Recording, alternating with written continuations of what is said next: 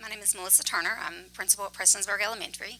We're a K-5 school. We have preschool and Head Start, and with all that, we have about 700 kids. So we're pretty large elementary, and which brings us to our theory of action. And our problem of practice and theory of action is based on personalized learning.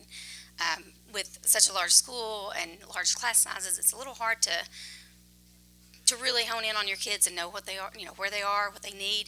So we're really focusing on knowing our kids. So with that, this is our second year with the ACT initiative, and we've last year I joined Prestonsburg Elementary in the middle of the year. I relocated in January, so when I got there, we'd done quite a little bit of work on the personalized learning, but everybody was really scared because it seemed like such a big task, and there were so many things that came along with it, and so people were very resistant, and just, they didn't want to change the way they were doing things, and so this year we decided to kind of narrow the focus a little, and we found a program called Core 4, and so we started looking at the four main components of personalized learning, and we thought we'll focus on one thing, kind of get a hold on that, and then we'll move forward and add to it as the year goes on. The four components of the Core 4 is flexible content and tools. We have student reflection and ownership, targeted instruction, and data-informed decisions. The data-informed decisions, we already do that. We've been doing that for a long time. So the teachers were comfortable with that. So that's where we started. And we looked at that and decided, which kids needed a little extra, and, which kid was struggling, which kid needed to be, and, had some enrichment. So the teachers feel pretty comfortable with the data analysis and all that. So we're moving into looking at flexible tools and content, and I think a lot of that comes from administration. So we implemented Lexia this year, and Lexia is very personalized, and the children work at their own pace. They work at their on their own content where they are, and it starts where the student is, and it moves them forward. So with that being said, it also has some resources with the program that allows you can print off extra activities, and it has a whole lesson plans that will target kids' individual need. So that's really been useful for the teachers, and that's given them a little bit of extra resources and a little more confidence in what they're doing for individual kids. So we also are looking at some of the teachers use Zern and Prodigy, but we'd like to implement some more math. So the Lexia is school-wide. We'd like to find something for math that's school-wide to provide a little bit more support for the teachers and the students. So then with targeted instruction, we're dabbling in that a little.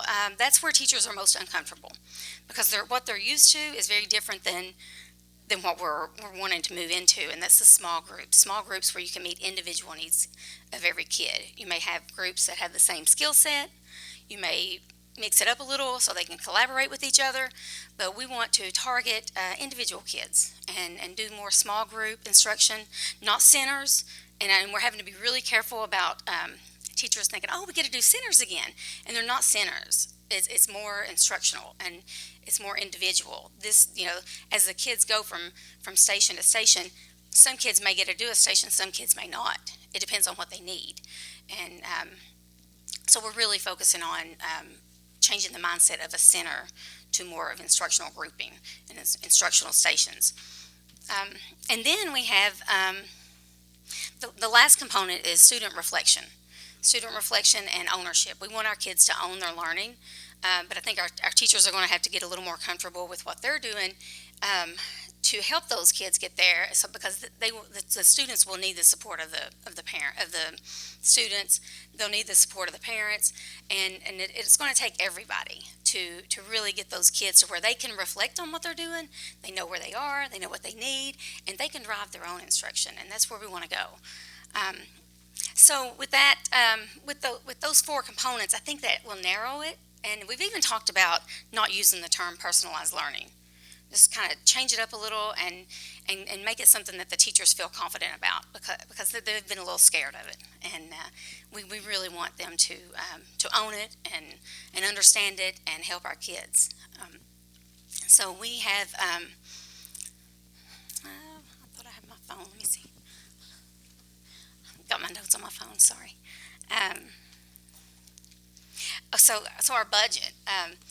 With the budget, we're looking for PDs and any kind of PD or training that might help teachers understand a little bit more of how that looks in the classroom. We've even talked about getting subs and letting teachers go to other schools that may be a little further along in the process than we are. And so we may use our money for that. We would like to find something, like I said, in math, and we'll hopefully we can implement some resources for them to use as well. And I want to thank KVEC because we last year we had our grant money. We used it on some tools for the standards, and we found some flip charts that had, with each standard, it provided interventions, and it provided different types of activities that we could do for individual students to meet their individual needs, which was really handy. So this year we hope to use our money to find something that the teachers can use again, and we appreciate KVEC and all they do for us. Any questions?